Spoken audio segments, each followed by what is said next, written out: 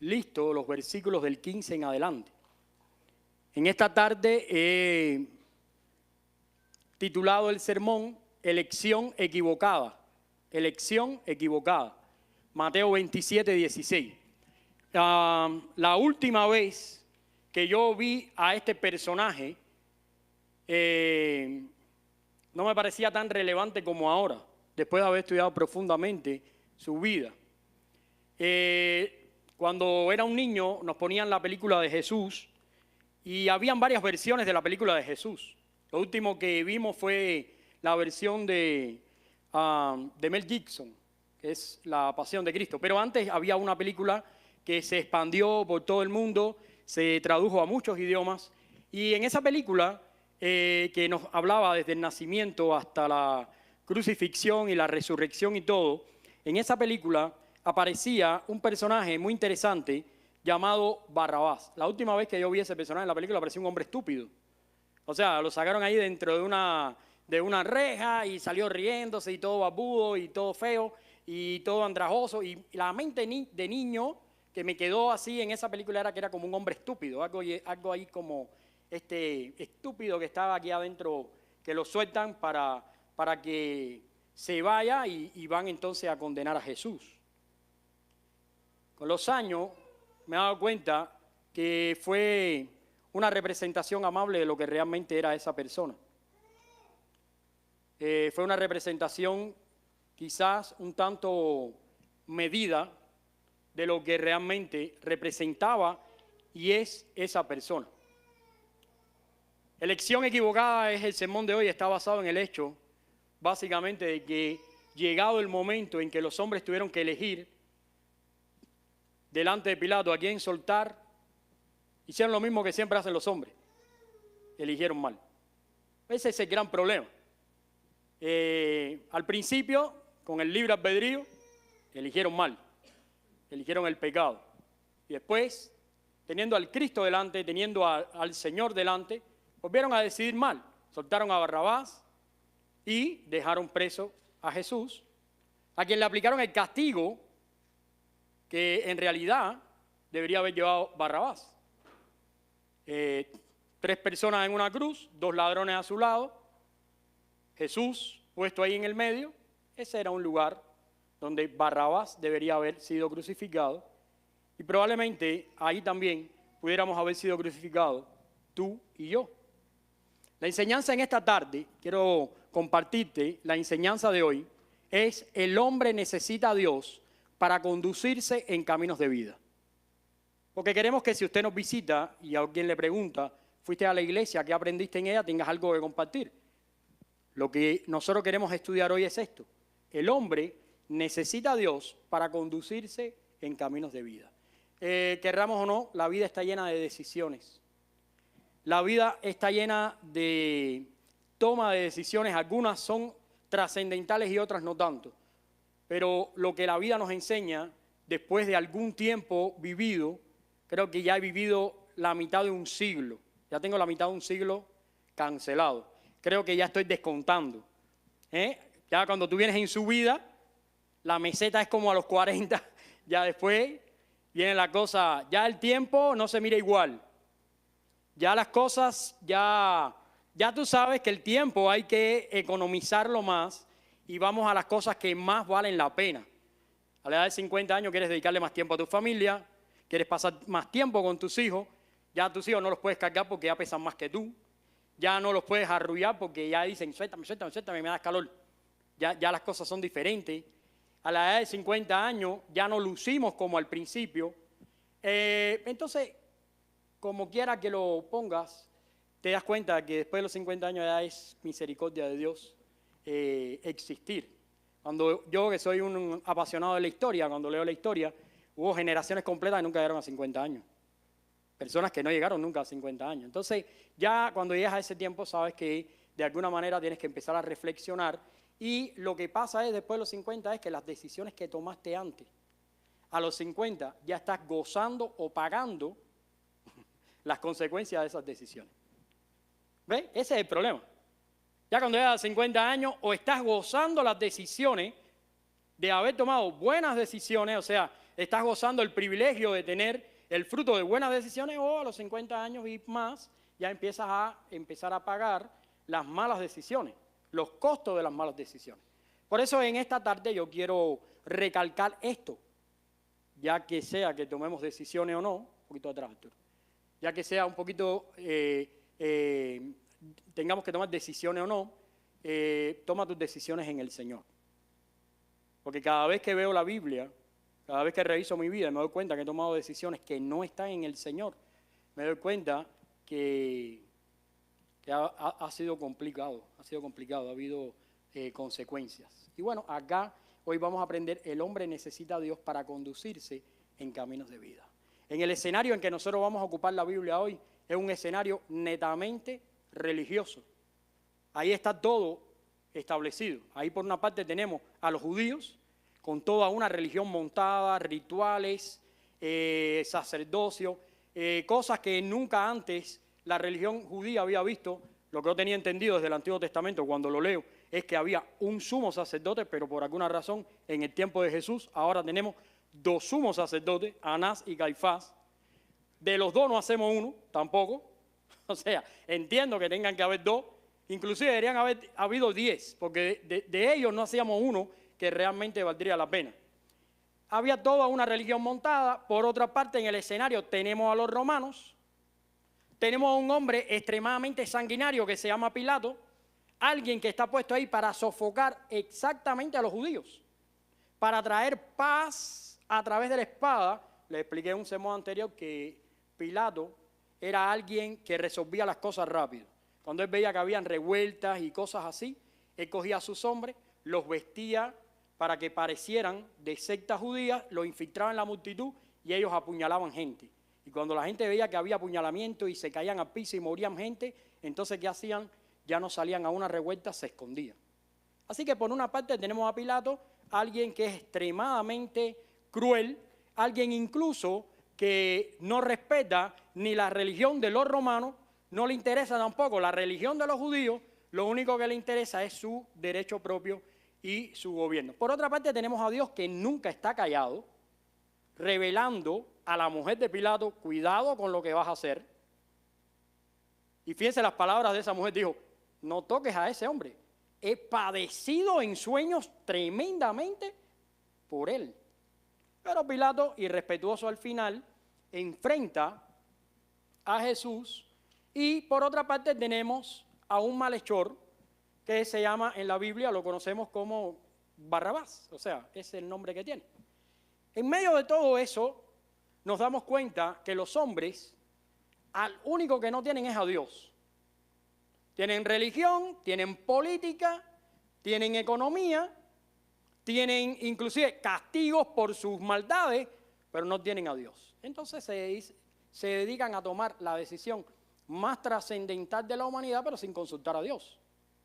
Y entonces, en vez de bendecir a Jesús, ¿qué es lo que hacen? Lo ponen prisionero, lo van a crucificar y sueltan a Barrabás. En esta tarde yo te quiero compartir 3 enseñanzas que aprendí de este pasaje. La primera enseñanza de este pasaje que acabamos de leer es esta. La condición de Barrabás define e ilustra la condición del hombre que no conoce a Dios. Como yo les digo, lo que yo tenía en mi mente de Barrabás de cuando yo era un niño es que Barrabás era un poco estúpido, o sea, porque yo lo había visto en la película, había leído básicamente acerca de él en un evangelio, en el otro, pero cuando haces un estudio serio de Barrabás, te das cuenta que es más que lo que presenta esa película. O sea, la Biblia presenta cosas que dan miedo. Para poder entender quién es esta persona y cómo esta persona nos representa a nosotros por su condición pecaminosa sin Cristo, nosotros tenemos que darnos cuenta que los evangelios en general, o sea, los evangelios describen a la persona de Barrabás. Y cada evangelista, curiosamente, aporta un detalle que construye la biografía, pequeña biografía de Barrabás. Por ejemplo, si vas a Marcos 15:7, te dice que era un líder político que incluso se involucró en una revuelta, en un motín y que además asesinó. ¿Ve? Que era asesino, que era homicida. O sea, ya ahí de momento la apariencia engaña, ¿no? Porque parecía alguien estúpido, pero resulta que ahora es un líder político, es alguien muy famoso, dice los evangelistas, alguien que además asesina. Mateo 27, 16, por ejemplo, dice que él era un hombre famoso. Y en Juan 18:40 también da una característica adicional, dice que además era ladrón. Era ladrón. Así que el conjunto de esta persona, Barrabás, es impresionante, porque es una fichita, ¿no? Diría alguien. Tiene un expediente tremendo. Esta persona, hasta en Hechos 3:14, se vuelve a decir de él que era homicida. El problema con Barrabás es que Barrabás tenía 3 cargos importantes o 3 delitos importantes. Tenía una felonía, lo había robado, tenía un homicidio, lo había matado, y además era un líder político. Algo que encajaba más en la mentalidad religiosa de ese tiempo que el propio Jesús. Si partimos de que la religión judía necesitaba un Mesías que liberara a Israel de Roma, convendría más tener suelto a alguien que fuera capaz de asesinar, que fuera capaz de hacer una revuelta, alguien sedicioso, inclusive alguien que probablemente era simpático porque era hasta famoso. O sea, la gente lo conocía, era alguien que podía agrupar a otras personas. Entonces eso encaja más en la mentalidad de ese tiempo para un Mesías que la persona de un Jesús que viene, pero que no levanta su voz. Es un Jesús que viene y se entrega para morir por otros, y es alguien que trae una liberación totalmente espiritual y no política. Entonces, un poco comienzo a entender el por qué se toma con agrado a Barrabás y por qué se le quiere soltar. Ahora, Barrabás, aunque era alguien que pertenecía a Israel, era alguien además que no respetaba la palabra de Dios. Porque la palabra de Dios, en sus primeros mandamientos, ¿qué dice? No matarás. Y era alguien que había matado. E incluso era alguien que había robado. Ese carácter de ladrón con que se acuña este hombre significa que él había ido en contra, quitándole los bienes a las mismas personas a las que supuestamente él estaba defendiendo. O sea, que era alguien totalmente corrupto. Bueno, quizás a nosotros nos puede un poco asombrar que el mundo se alegre y que el mundo, incluso la religión, apoye a alguien con estas características. Pero te das cuenta que una religión sin Dios, un mundo que vira la espalda a Dios, es alguien que desprecia a los cristianos, desprecia a la gente que ama a Dios. Entonces, en ese punto yo quiero llamar la atención a que tengamos una fe no de Dios, sino con Dios. Que no tengamos una iglesia, sino que seamos la iglesia. Que no hagamos la obra del Señor, sino que primero tratemos con el Señor de la obra. Porque sin una relación con Dios, sin una relación con Jesús, no pasa lo que hacemos de ser un formalismo, una religión, un mero ritual, y simplemente eso no va a traer ningún beneficio a nuestras vidas. Probablemente este Barrabás nació en un lugar, y ustedes van a ver porque se van a sorprender un poquito con este hombre, porque de este hombre vamos a saber más cosas. Pero, gracias mi hermano, probablemente este hombre, por su condición del pueblo de Israel, haya nacido en un lugar de gente que amaba a Dios. Y sus primeros pasos hayan sido dentro de una familia de gente que adoraba a Dios. No sabemos en qué punto él se descarrió totalmente. Pero sí sabemos que la condición de Barrabás ilustra un poco la condición de los hombres cuando no conocen a Dios. Y la pregunta en esta tarde es: ¿cómo está nuestra relación con Dios? Ahora no te estoy hablando de venir a la iglesia, ahora te estoy hablando de tiempo de oración, tiempo de lectura bíblica, devoción y amor a Jesús. ¿Cuán importante es Jesús en tu vida?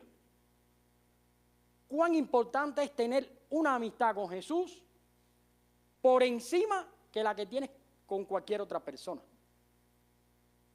Ahí radica el hecho de nuestra salvación. Aquellos que son salvos y que conocen a Dios y que de ninguna manera Barrabás los caracteriza, entonces ellos se distinguen por una relación saludable con Jesús. Alguien que ama a Jesús, alguien que busca a Jesús, alguien que se entrega a Jesús. Evidentemente, no importa que tú tengas una religión, no importa que tú pertenezcas a una iglesia, no importa que tú pertenezcas a una familia tradicionalmente cristiana, porque si te descuidas de tu relación con Jesús, te puedes perder. Y el caso más claro es Barrabás. La Biblia no dice que Barrabás era ni extraterrestre, ni era americano, ni era chino, ni era de los filisteos, ni de ninguna parte. Era de Israel. Y era alguien que en medio de una nación que adoraba a Dios, que presumía de una religión, de ser los únicos que conocían al Dios verdadero, era alguien que era capaz de robar, era alguien capaz de extorsionar, era alguien capaz de asesinar. Entonces, mucho cuidado con nuestra relación con Dios, porque la relación con Dios nos va a mantener a nosotros viviendo de manera que a Él le agrada. Bueno, lo segundo que aprendí en este pasaje: la elección de Barrabás es la clara evidencia de que el libre albedrío nos lleva siempre por el peor camino. Y ahora mismo yo, cuando estaba estudiando esto, decía, pero qué locura, o sea, eso de que tenemos el libre albedrío y que tú puedes escoger y que yo cojo y toda esa historia. Y digo, wow, esta es una locura, porque ¿qué voy a escoger? Acá nada más escogemos según nuestra propia naturaleza. Y si nosotros tenemos una naturaleza de pecado, vamos a escoger cosas pecaminosas. Y la única manera de poder escoger cosas que le agraden a Dios es que Dios nos haya escogido a nosotros primero. Porque desde nuestra condición no podemos escoger a Dios. Entonces, ¿cómo podemos presumir ante estas elecciones que hacemos, como elegir desobedecer a Dios y comer del fruto prohibido, como elegir a Barrabás y no elegir a Jesús? ¿Cómo podemos presumir de libre albedrío y de elecciones y de no sé cuántas cosas, haciendo cosas como esta? La elección de Barrabás es una clara evidencia de quién es el hombre cuando no conoce a Cristo. Cuando no conoce a Cristo. Ahora, la pregunta en el primer punto que estábamos estudiando es que ¿quién era Barrabás? De Barrabás podemos conocer otras cosas. Barrabás es interesante porque por alguna razón misteriosa, de esa que tienen los traductores, no sé por qué, porque ahora podemos empezar a leer a los traductores y todo eso, y los traductores nos dan 1000 explicaciones.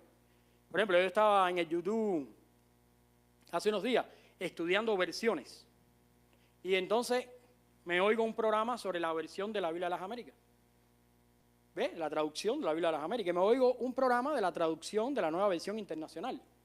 Desastre, ¿no? Pero fíjense, hay una cantidad de buenas intenciones detrás de una traducción como esa que a mí me deja perplejo y frío. Bueno, quiero anotar algo más. Por alguna razón misteriosa que no descubrimos, pero investigando un poquito, aquellos que vamos un poquitico más profundo en la investigación, encontramos, por ejemplo, a alguien como Orígenes, que fue un padre de la iglesia.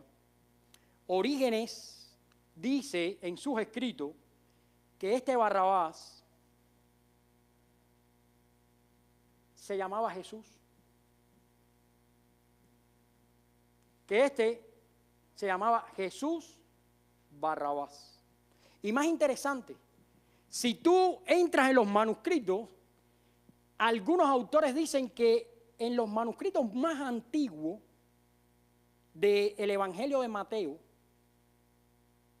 en el capítulo 27, donde se menciona ahí a Barrabás, realmente en ese manuscrito antiguo decía Jesús Barrabás. Ahora, lo otro interesante acerca de Barrabás no es que también se llamara Jesús. No sé si tú sospechas algo con todo lo que hemos estudiado en la Biblia de forma cristocéntrica y que Cristo es el centro de todo. Qué interesante que el día de la crucifixión se presentan dos Jesús. Un Jesús Barrabás y un Jesús de Nazaret. Y ahí entonces los hombres que presumen del libre albedrío deciden escoger a Jesús, pero en vez de Nazaret, de Barrabás. Ahora, pero el problema es la palabra Barrabás, porque la palabra Barrabás es interesante porque es la unión de dos palabras hebreas. ¿Ve? Que lo que significa, para no ponerme aquí ahora en tema de lenguaje, significa hijo del Padre. Es lo que significa. O sea que cuando Pilato se paró ahí, les dijo, ¿a quién le suelto? ¿A Jesús, el Hijo del Padre, o a Jesús de Nazaret? Y ellos dijeron, a Jesús Barrabás, el Hijo del Padre. Porque eso es lo que significa su nombre, Hijo del Padre. Dicen algunos estudiosos y padres de la iglesia, que lo pueden encontrar en la Biblia nueva que tenemos, que, ¿cómo se llama, David, la Biblia? La patrística, correcto, lo pueden encontrar ahí. Esa Biblia ahí tiene recogido que este hombre probablemente hubiera sido hijo de un rabino, de alguien que enseñaba la Escritura. Por ejemplo, hay ejemplos ahí en la Biblia que Jesús llamó a Juan hijo ¿de quién? De Zebedeo, ¿no? Entonces, ese era lo mismo. Jesús hijo de el padre o el rabino o el rabí. Es más o menos lo que significa. Ahora, una de las cosas interesantes acerca de este hombre, cuando Pilato lo presenta y le da la posibilidad al pueblo de que elija a quién escoger, es que los hombres escogen conforme a su propia naturaleza. Y en vez de escoger al verdadero Mesías, ¿a quién escogen? Al falso Mesías. Porque al final del día, no sé si tú lo sabes, pero todos los años en Israel hay un Mesías distinto. Y cada vez que alguien se levanta y une un grupo y sale a luchar contra el gobierno existente, le llaman Mesías. Por eso, en el tiempo del libro de los Hechos, alguien llamado Gamaliel dijo, bueno, recuerden a Teudas, que se levantó con 600 hombres, queriendo decir que era el Mesías. Y Dios lo disolvió. Vamos a esperar, porque si esto que están haciendo estos hombres es de Dios, va a permanecer. Pero si no, va a ser quitado. O sea, que igual pensaba o quería engañar a los demás diciendo que él era el Mesías. Una gran oportunidad para escoger. Y de nuevo, escogimos mal. ¿Qué significa esto? Significa, ¿te acuerdas lo que estamos estudiando hoy? Ponle un momentico. El hombre necesita a Dios para conducirse en caminos de vida. ¿Tú sabes qué significa eso? Que muchas veces en tu camino y en el mío va a haber cosas que parecen que vienen de Dios, pero no son de Dios. Van a haber cosas que parecen que glorifican a Dios, pero no son de Dios. Este personaje, Jesús de Barrabás, parecía que podía ser un buen prospecto para servir a Dios y resolver el problema de los judíos, pero no venía de Dios. Entonces, eso me hace reflexionar a mí acerca de la necesidad que yo tengo de encontrar en Dios, en Cristo, en el Señor Jesús, en su palabra,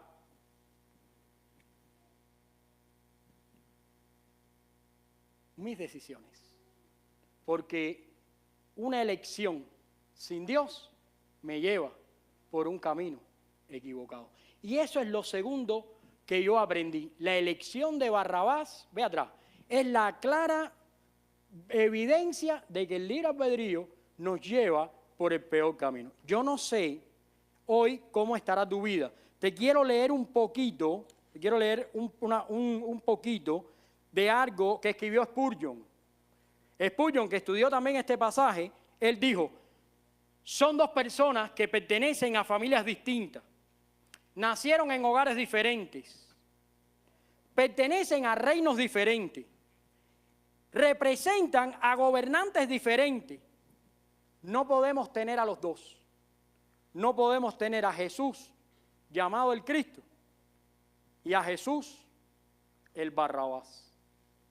O menospreciarás a uno o amarás al otro.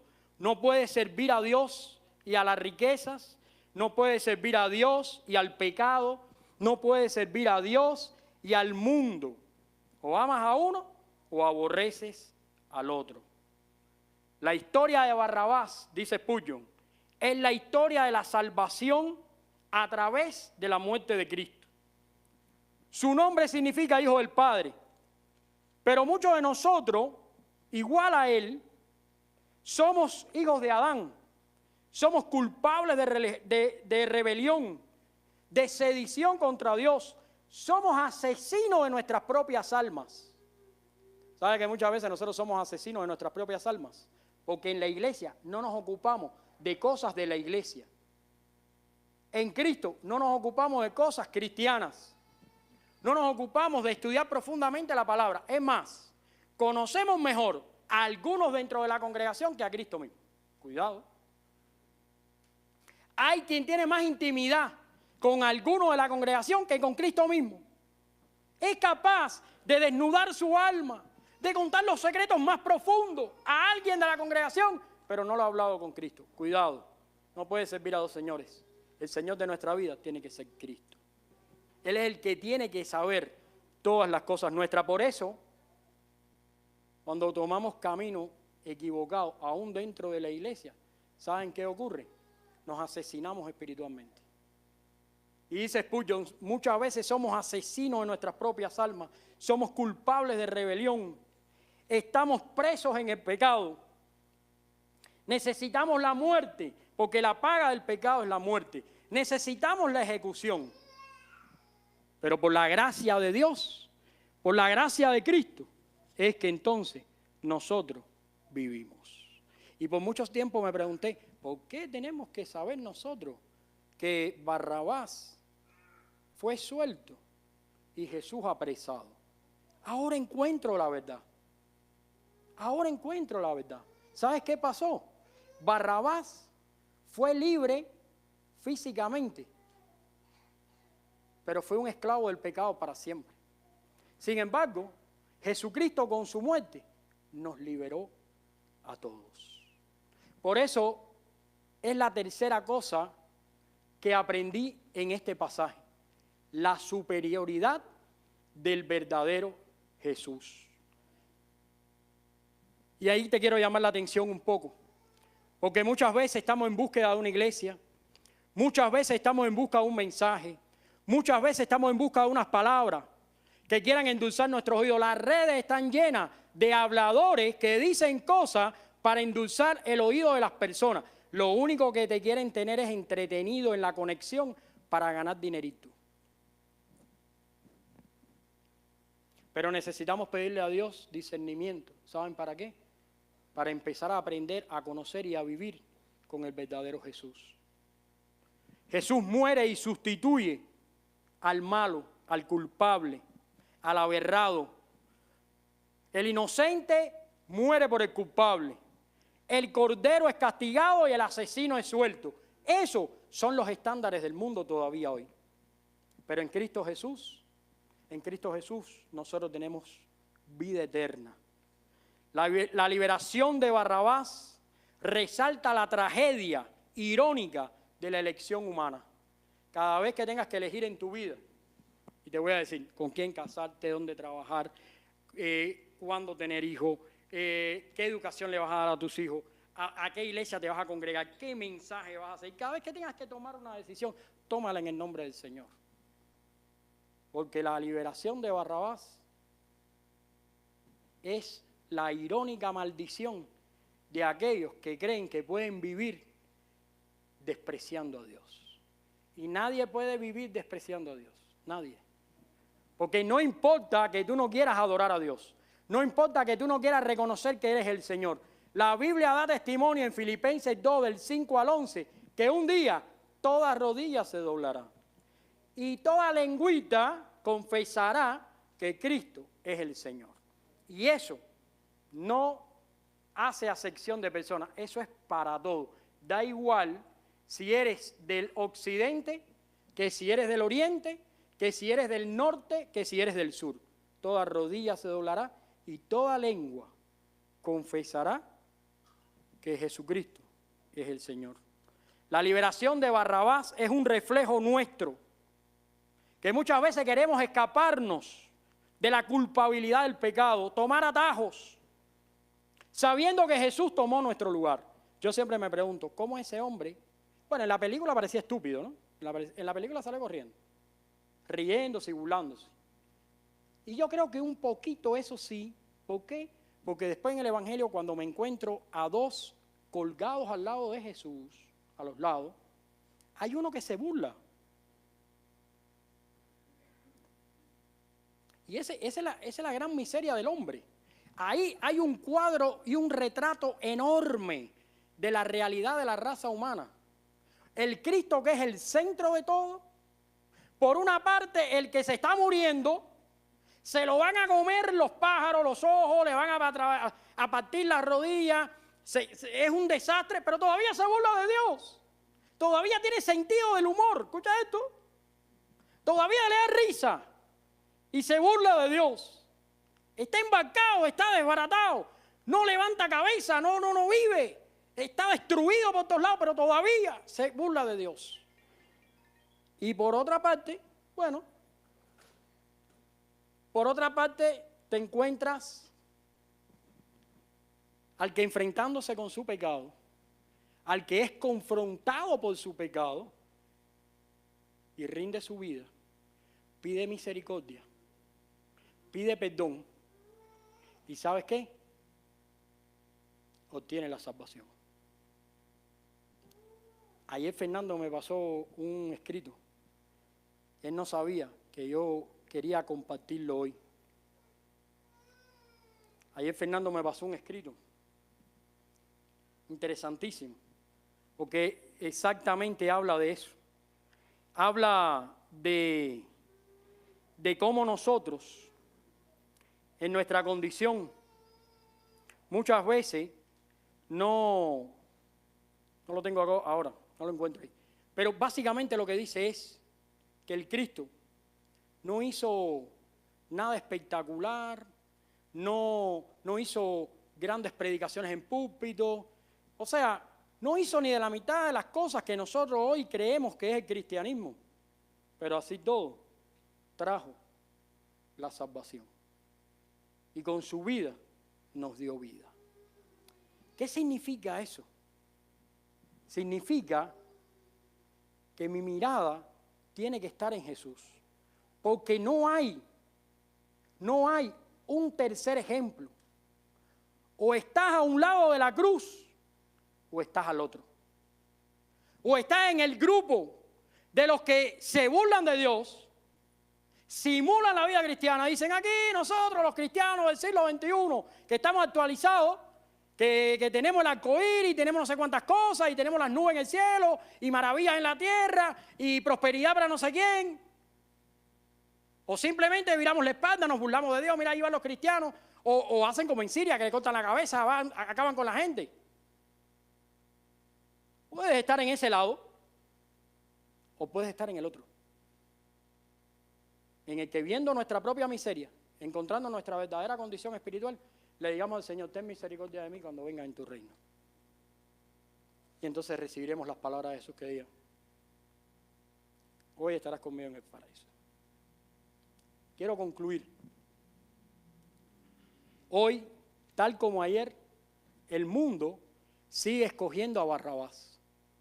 Todo lo que se presente como una forma de salvarse alternativa a Cristo puede considerarse un Barrabás, aunque no sea una doctrina que se declare religiosa. Por ejemplo, el humanismo es un Barrabás atractivo. Nos dice que el hombre básicamente es bueno y que a través de la educación podemos mejorar y librarnos de nuestros vicios, llegando así a un mundo de paz y armonía.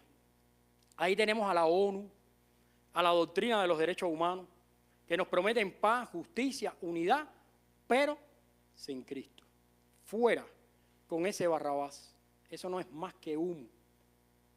Del árbol del humanismo surge la rama del socialismo. Yo fui una víctima de eso. Yo soy un cubano. Ese es algo diferente. Ese es un punto aparte, te lo puedo asegurar. Un cubano pastor en Cuba. Esa es otra cosa más. Porque tú puedes ser cubano, ya ahí la tienes negra, pero cuando ya eres pastor, no. Esa es la novena potencia. Del árbol del humanismo surge el socialismo, que nos dice que a través de la educación podemos librarnos de nuestro egoísmo, forjar un nombre nuevo, una nueva sociedad. ¿Viste los hombres nuevos de la sociedad de nosotros cómo están? Tajeteando, acabando con la gente. ¿Viste lo que provoca el socialismo? Lo que provocan esas doctrinas que básicamente odian a Dios, porque eso es lo que nadie te dice. Que todo eso es extremadamente en contra de Dios. Una nueva sociedad donde todos compartimos todo, mira qué lindo, donde no hay pobres y ricos, sino que todos somos iguales. Eso lo escribieron de la Biblia. Lo único que falta ahí, ¿sabe qué cosa es? Lo principal. Eso no se puede lograr sin Dios. Porque el comunismo no es otra cosa que una perversión de la palabra de Dios. El socialismo es una perversión de la palabra de Dios. ¿Por qué? Porque es tratar de alcanzar los ideales que Dios quiere compartir, pero sin Dios. Pero también hay Barrabás disfrazados en el cristianismo. El legalismo, por ejemplo, que nos hace creer que por nuestros esfuerzos podemos ganarnos el favor de Dios. Si tú vas a una iglesia donde te dicen que para que tú seas bendecida por Dios, tienes que hacer sacrificios, huye. Tienes que dar dinero, huye. Tienes que hacer una entrega, una siembra, huye. No te aman. No viene de Dios. Eso es un Barrabás. Aunque tenga un púlpito, aunque tenga un techo y aunque tenga cántico, es un Barrabás. Las doctrinas de la prosperidad, las doctrinas modernistas que tratan de transformar la Biblia con las nuevas corrientes feministas y todas las cosas, eso también es un Barrabás. Aunque parezca moderno, aunque parezca bueno, eso te aleja de Dios. Ponme lo que estamos estudiando hoy. El hombre necesita a Dios para conducirse en caminos de vida. Y eso, hermano, está más que claro. Tú y yo necesitamos a Dios. Dios no nos necesita a nosotros, Dios es Dios. Pero nosotros necesitamos a Dios. Yo quiero invitarte a orar en esta tarde y decirle al Señor, Señor, necesito tu persona en mi vida. Necesito tu presencia. Quiero estar en la parte de la cruz donde están los que se arrepintieron, los que piden perdón y quieren la misericordia. No quiero elegir ningún tipo de Barrabás. Te quiero elegir a ti. Vamos a orar. Señor, gracias te damos en esta tarde porque tú eres bueno y porque para siempre es tu misericordia. Padre, rogamos que nos bendigas. Rogamos que podamos crecer en tu palabra, en tu voluntad y en la relación de amor y amistad contigo. Te pedimos perdón, Señor, así como aquel que no podía levantar la vista y te pide perdón delante de aquel fariseo, aquel que no podía ni ese, así mismo, Señor, te pedimos misericordia. Aquel que estaba crucificado y que reconoció que era pecador y reconoció tu santidad, Jesús. En ese momento pidió misericordia. Así queremos nosotros también rogarte la misericordia. Te rogamos misericordia, Dios, y que nos ayudes a vivir contigo para siempre. Que si algún Barrabás viene a nosotros tratando de engañarnos y de proponernos caminos alternos a tu voluntad, sea quitado en el nombre de Jesús. Que podamos vivir para tu gloria. En el nombre de Cristo Jesús. Amén. Que el Señor les bendiga, hermanos. Vamos